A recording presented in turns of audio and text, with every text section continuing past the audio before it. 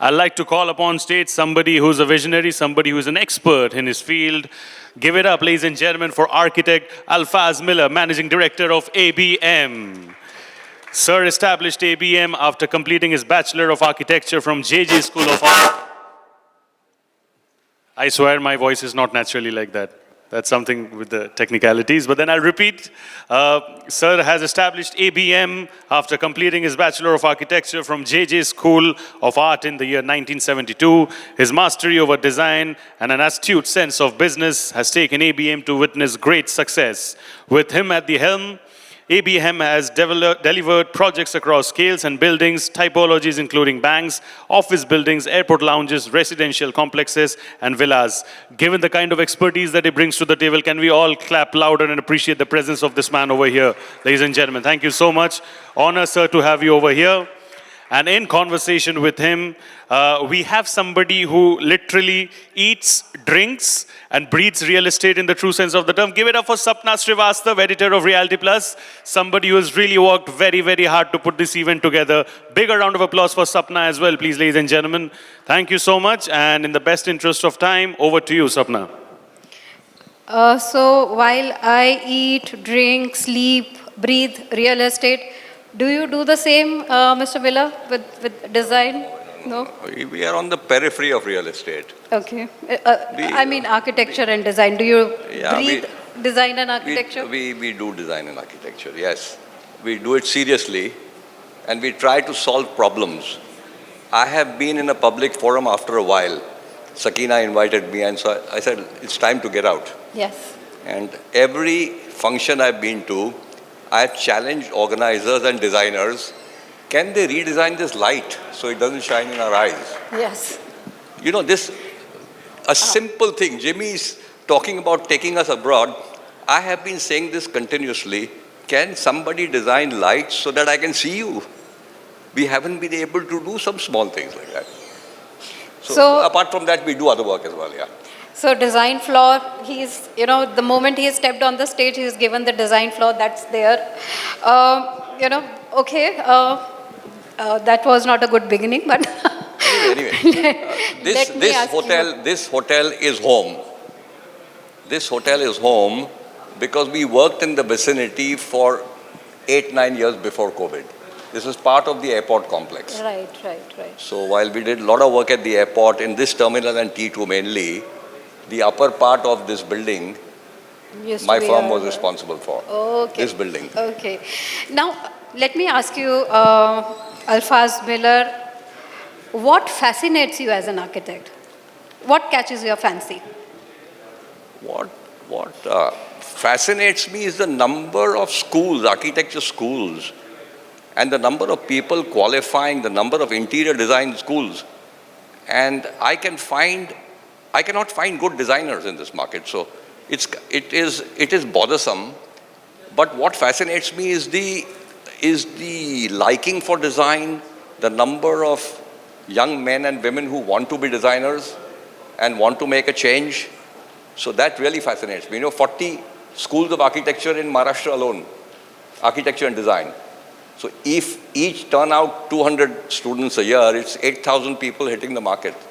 So one can do wonders with this kind of volume of designers. Yeah. So why we have the number of designers, the churn out of young designers, but the quality or the kind of education that is not satisfactory? No, I think the design with passion. Design is inborn. I think I'm not an educationist, but there must be something lacking somewhere that people don't come out complete. Right. And when they do come out complete, I think what happens is they want to move ahead too fast. So, when I interview somebody, I said, if he's got 4 or 5 years of experience, that you have to come and learn. No, it's a long process, no? It takes years to really master the trade, and still you're learning at every point of your life. That's true. With new kind of projects. So that's true. Okay. So that catches your fancy, that while it fascinates me. It fascinates me yeah. The amount, the pace at which our country is growing, the pace at which design schools are growing, the pace at which brands are growing. But then the quality of design. The quality, like Jimmy is aspirational. So if you can take one Indian brand, you show me You go to Japan, you see some new buildings, you feel, there's, even in the contemporary buildings, there's a touch of the Japanese idiom. We don't have We're losing Indian, that. Indian contemporary architecture We are is losing totally that, not there. Yeah. Why? Have we given up our values? We've given up our common sense? Or the real estate industry is partly to blame for that. You know, we become so greedy. We've sort of outpriced ourselves. That's true. We've outpriced ourselves compared to a lot of countries. Our unrealistic land values, our cost of construction, everything is going against us. So that's my take on it. On that note, what has been you've been in the industry, you've been in the sector, you've been a designer for more than 50 years now. 53. 50. 53. Yeah. 53, Yeah. oh fantastic. 53 years of practice, different kinds of projects, different scales of projects. What had been your design approach? My design approach, see, if you look around this city, you don't see any building designed by me. Yet I'm the most busiest architect today. I've got so much work, we're not able to manage with our office. So we do small things. We do small things. Whatever you do, you have to do to perfection. And you do that, it is timeless and it's satisfying. Should satisfy It yourself satisfies as a designer. you, no? So we can't take mediocrity. There's a lot of mediocrity around. There's a lot of aping. There is a lot of nonsensical detailing. There is no appropriate use of materials. So you work on projects which sort of excite you and are different and are small. And Even small does not mean it does not give you a challenge. Correct. You could be designing, I mean, I know guys in the West who only design wardrobes or even design That's true. kitchens. That's so there's true. so much specialization there. Yeah. And here we are told to do everything. So we do everything, but we don't do it as well as one would expect here. So your approach is that it should satisfy you. It doesn't matter what's the scale or the size of the project is, but can you give it a designer's touch? Can you give it something different? And it should be satisfying as a design person to you. Yes, you have to be prolific to handle the different kind of projects that Correct. are thrown at you. That's right. That's right. Correct? Different kind of projects which are thrown at you. You are told to design so many different kind of projects like, Starting from scratch. yeah, for when that. you come to your further question, I'll tell you the different formats that me and my firm have handled. Okay. Yeah. So let me ask you on that note, what is your source of inspiration for work? What My inspires source of you? inspiration currently are the young people. My daughters, who are both architects, they are my source of inspiration. What they bring to the table. Both Anna is here. My younger daughter is an architect. She works from India for an American firm. And she designs downtown spaces. She designs city centers in the West. But it is so profound that there are certain things which we are called upon to do here, she would be totally out of depth. You know? So there is so much specialization, so much emphasis on pure design. Here we get scattered with doing everything, you know. So that's the problem here. So like say, child is the, Yeah, so my children man, and the young people so who they are join the firm, one. they bring tremendous joy. They bring tremendous New ideas as well, probably. new ideas, technology. I just finished one call on a very large digital art program. And there are these young digital artists, and what the studios are doing is absolutely amazing. I mean, they've surpassed our hardcore design in terms of digitization, animation, storytelling, lighting. It's quite amazing to be fantastic. exposed to these kind of things. That's what fascinates me. The new things happening. The new things that are happening fascinate me, and the trick is how to embody them, how to fit them into our projects to make it happen. To make them relevant Yeah, to to your make them own relevant work. to our spaces, you know. Right, So right. that's really, truly fascinating. Okay. In your experience, again, 53 years of working, of practice, if you have to pick up three most noticeable changes that have brought a paradigm shift in our design sector? Noticeable change is Top technology. three. Technology. We used to draw by hand. I still draw by hand. But the way things have changed in terms of digitization, in terms of production, that's one thing. That is a paradigm shift. The second paradigm shift is the speed with which things get done.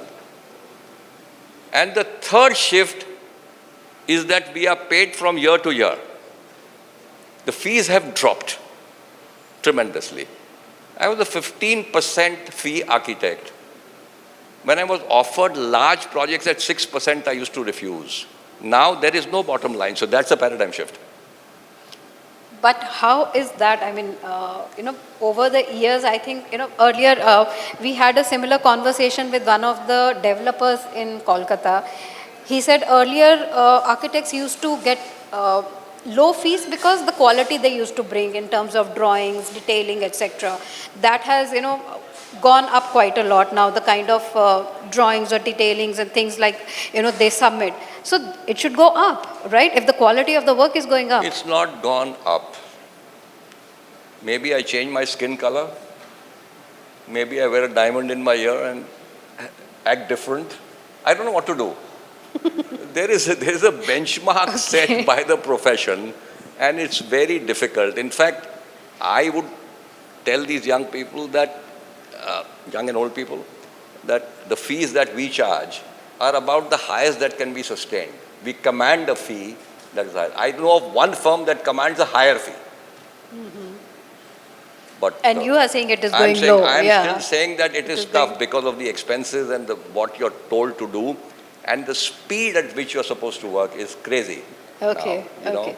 So technology, speed, and the fees, which is going higher down. Higher expenses, lower fees, yeah. Higher terrible. expenses, lower fees. It's not, okay, that's quite... If you're in the profession as a business, I don't know. Maybe I didn't go to management school, so I don't know how to manage business. I only know how to manage design. Okay, so that maybe was that's quite what I should learn. eye-opening, So when I say I've done practice for 53 years, maybe if I went to a management school, I would have achieved what I have done today in maybe half the time. Okay. But that's not the case. Maybe marketing yourself, that way. Yeah. Okay. All right. So, biggest marketing is your work. Of course. Your work will stand. No amount of social media, it will get you some work, but it will not sustain. It will not sustain. You have to be, your design, your detailing, your keen eye to see that it gets executed thoroughly will stand the test of time. You may get there one time, but you will not sustain. Yeah. So that's my message to you, that please take it seriously. If you are in this profession to make money, forget it. Go somewhere else. There are a lot of opportunities outside this profession.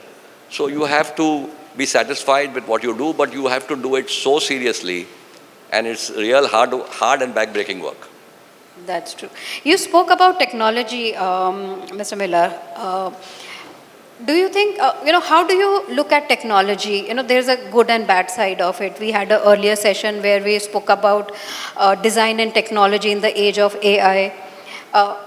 So how do you look at the tech intervention in design? I think it's fantastic. I come from that era where we used to make hand-drawn perspectives and watercolor them. And here now, we used to take one night to render. Anna comes back from the US, she puts a software, 45 seconds it renders. So, it's amazing. Technology is truly amazing if you use it correctly, but you have to be able to use it, for the right thing. Okay. Technology will not replace design. That's my slogan for today. Any amount of there is design in technology. There's design in everyday life. There's design in this building. There's design in this chair. So it has to come from the human mind. Technology is the tool which will get you there. Okay. And faster and better. Any downside you see to that of technology? Are architects being over-dependent on technology? Like earlier, we had a sustainability event yesterday where one of the speakers said that, we are forgetting passive architecture. We are becoming more dependent on technology. Let's have AC, let's have HVAC, put glass and, let's have that. is there over dependence on technology also somewhere with some architects? No, I don't think so. I don't think so. When you use technology appropriately, it's fantastic. I don't think so. You'll have to depend on technology. With your growing population, aspirations, how can you do without it? So, Okay. It has to be used correctly and with common sense. Yes. Yeah. Okay. So great. Now I'll ask you two difficult questions. One is obviously you have accomplished a lot. As you said, you do kind of work that, which is different from others. If I have to ask you which accomplishment or which one work you're really proud of? Are. Let me tell you a different kind of work. It's not architecture, it's not interior design, it's not furniture design, it's not art. But we did it. Kayur mentioned it. Kayur was part of that program. He did one installation for me, and that is the art program, the Jai Hai Art program at Terminal 2. 3.5 kilometers of art. Now, I'm not the visualizer or the creator of that art. So, what did me and my firm do? We engineered that art.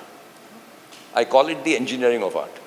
And, there was a curator who designed, he collected all the items. There were 10,000 pieces of stuff, 10,000 pieces of artifacts, 500 artists. And that whole thing had to be done. And we were commissioned to do it. This was in which year? T2 was done about 8 years ago, 9 years ago. So that entire thing, from restoration to preservation to fixing to structural engineering to lighting, so that was done by that's one experience which one will never forget. Of course. And now what is going to fascinate me in future now, I'll tell you. Apart from the regular run-of-the-mill business, interior design, my firm's emphasis is on large-scale interior design and different kind of design. We do hotels, we do offices, but that's the regular stuff. Brinda has been appointed to curate the digital art program at the Navi Mumbai Airport Terminal 1. Now that's another killer. It's another level of work, Right. So we don't talk about it too much. It's not in social media, but that's something which will be keeping me engaged for the next 1 year. And keeping you excited here. Yeah, it's totally different. Exciting. It's totally different. That's why I told you, working with young digital artists to put it together. Okay, fantastic. So we know your future plans. Now, the next difficult question is, what do you like most about your work and what you don't like most about your work? Okay, first, what you like most about your work? I'm not qualified to do anything else, so I have no option but to like it, yeah. Okay, but there must be some aspect of your work which you really don't like to do. You go back home when you're not shouting in the office or shouting at contractors or getting dirty at site. When you design something, you make a little contribution, you enjoy. Even if it's a small detail, you enjoy it. When you get bogged down into the management of a practice, that's what I don't like. Okay. If somebody else was managing the practice, which Anna to certain extent is doing now, I don't look at the money, I don't look at people, I sort of contribute. So that's a big blessing. But if I had to manage the whole thing, I don't like it. So you are slowly transferring what you don't like to Ahana now. Yeah, absolutely. Okay. All right. Great.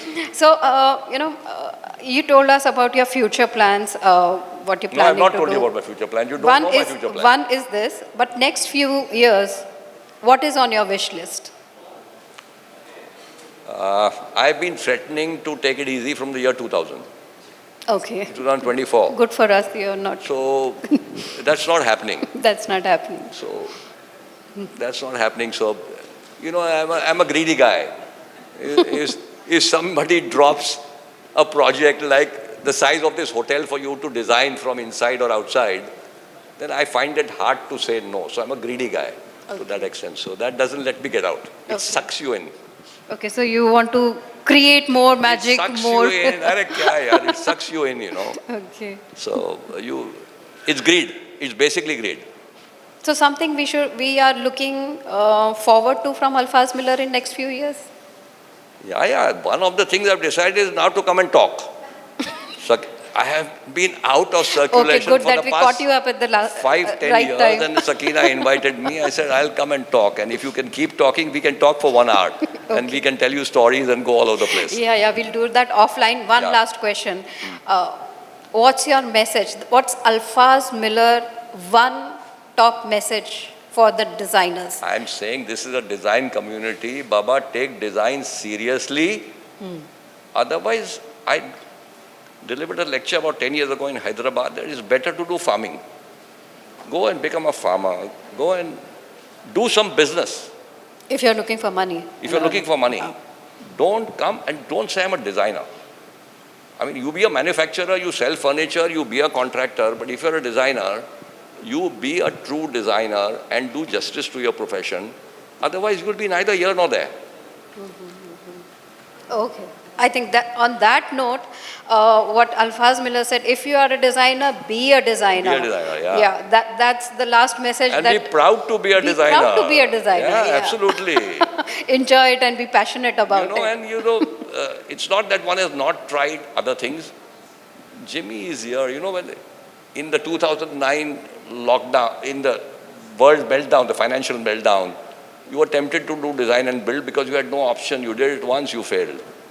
So, unless you have got that other kind of mentality where you can transcend various portfolios, it's better to be happy with what you've got and do it seriously. And if you do it, and if your work is good and you're above average, you're bound to succeed, no?